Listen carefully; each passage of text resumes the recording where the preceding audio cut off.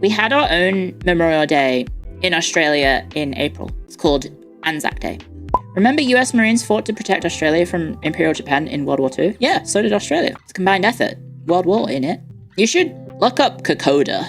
I don't think I would wish my worst enemies having to deal with Kokoda. I don't know if you know anything about it. It was pretty fucked up. Kokoda was, I'm going off memory and I'm probably mistaken.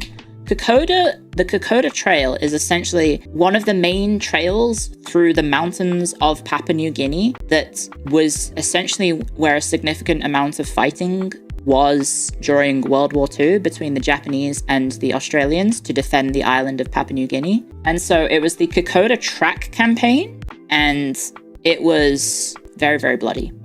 Because Papua New Guinea is incredibly mountainous, it's also incredibly tropical rainforest as well. So not only are you fighting the Japanese, if you're fighting the opponent, you're also fighting like dengue fever and shit, right? Like more people, I think, died because of illness than actually because of combat, I think.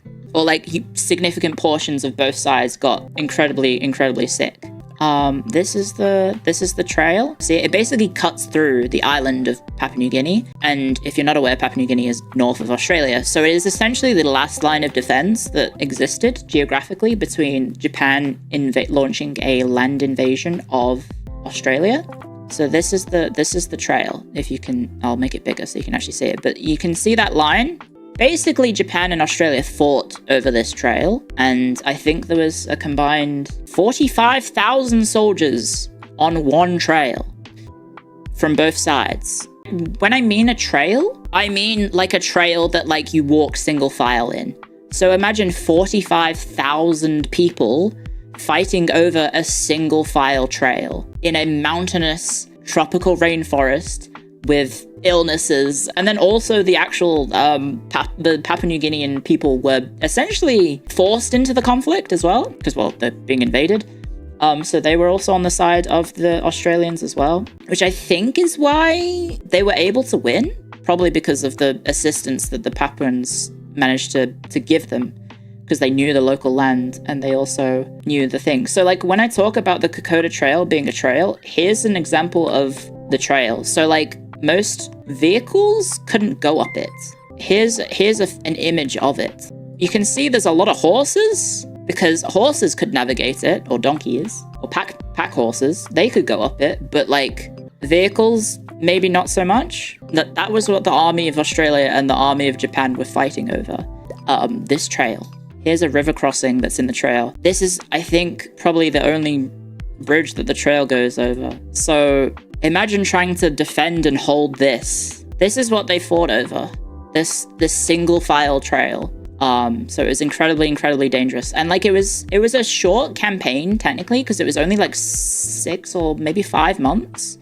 But like pretty high casualties, pretty high sickness rates because of all the tropical diseases that people were exposed to.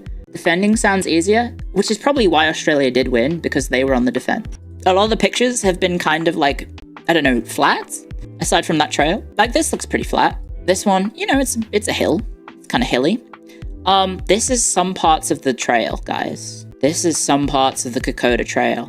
These are Papuans evacuating casualties from the battlefield. Here's some lads during the Kokoda, the trail warfare. I think this is them retreating from a battle. So you can see how muddy it is. Look how muddy that path is.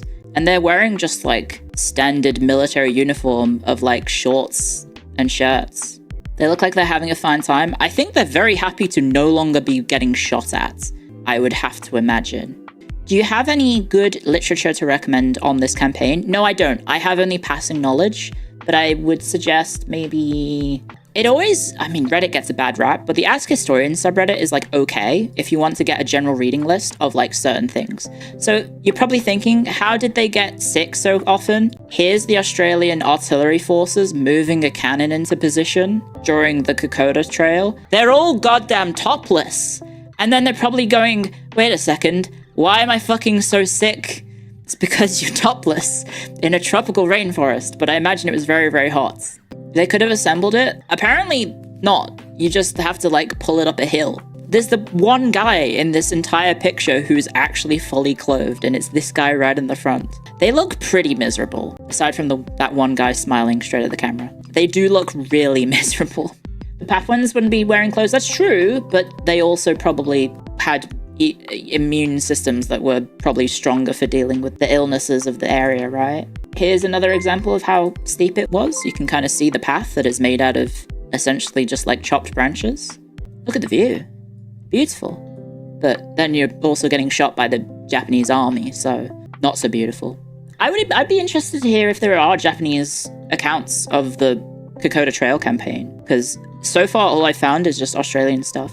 Look at what the fuck is this? Look at this shit.